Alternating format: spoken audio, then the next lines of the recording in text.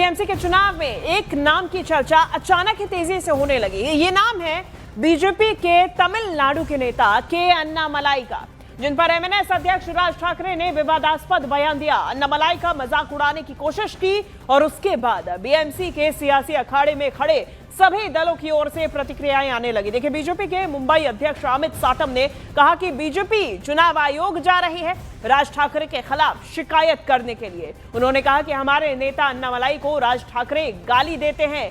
दोनों बयान आपको सुनवाते हैं, क्या कुछ कहना है, क्या बयान दिया गया और बीजेपी की तरफ से क्या प्रतिक्रिया आई है। साटम जी हमारे इस समय साथ हैं। अमित जी, आप सिंधी जी के साथ चुनाव लड़ रहे हैं, 137 सीट और 90 सीट पर सिंधी लड़ रहे हैं। क्या अभी तक आपने इतनी रैली की है, इतने नेताओं से मिली है, पूरी जिम्मेदारी आपके कंधों पर है मुंबई की, क्या लग रहा है?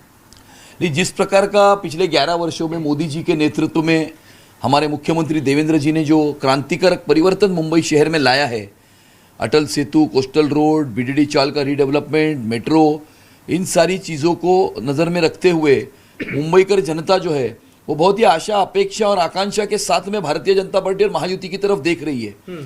मुंबई कर जनता चाहती है कि इसी प्रकार का काम ये मुंबई की महानगर पालिका के माध्यम से होना चाहिए। मुंबई महानगर पालिका को भ्रष्टाचार विरहित प्रशासन मिलना चाहिए और जब मुंबई शहर का विकास हो रहा है तो मुंबई शहर सुरक्षित भी रहना चाहिए।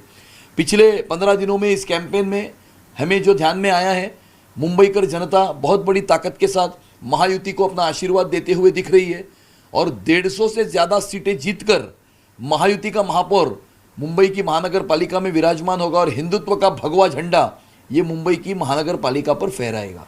अमित जी, आपने 150 सीट, बीजेपी का टारगेट क्या रहेगा? 110, 100, 120, 90 कितना टारगेट होगा और कितनी लग रहा है कि कितनी सीटें, क्योंकि अब ऑलमोस्ट चुनाव का प्रचार से आपको समाप्त हो जाएगा, कितनी सीटें बीजेपी जीत रही है? 150 से ज्यादा सीटें महायुति जीतेगी।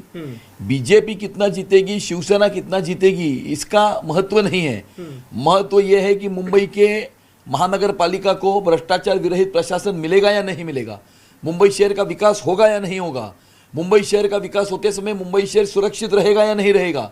और इसीलिए मुंबई का विकास, मुंबई की सुरक्षा और मुंबई महानगर पालिका को भ्रष्टाचार विरहित प्रशासन मिलना यह जरूरी है।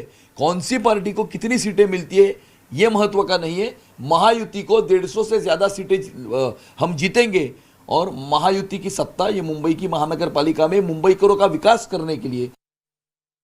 सर, राज ठाकरे जी ने कहा कि जिस तरह से कैंपेनिंग के लिए तमाम लीडर्स आते हैं, दूसरे स्टेट से भी आते हैं, आपकी बीजेपी लीडर तमिलनाडु से अन्नामलाई जी आए, राज ठाकरे ने भरी सभा में बोल दिया उनको रसमलाई और अभद्र भाषा का प्रयोग किया। क्या ये किस तरह की लग रही है? नहीं, भारतीय जनता पार्टी राज ठाकरे के इस बयान के खिलाफ इलेक्शन कमीशन में कंप्लेंट कर रही है और इस प्रकार के विधान करके, इस प्रकार की अश्लील भाषा का उपयोग करके और मराठी आदमी के नाम पर चुनाव लड़के मराठी आदमी को बदनाम करने का काम ये राज ठाकरे कर रहे हैं।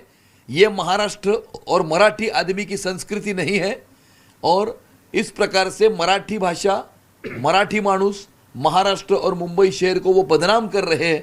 आने वाली 15 तारीख को मराठी आदमी इन्हें जवाब देकर ही रहेगा। तो आप लोग इलेक्शन कमीशन में राज ठाकरे के खिलाफ कंप्लेंट कर रहे हैं? बिल्कुल, हमने कंप्लेंट की है।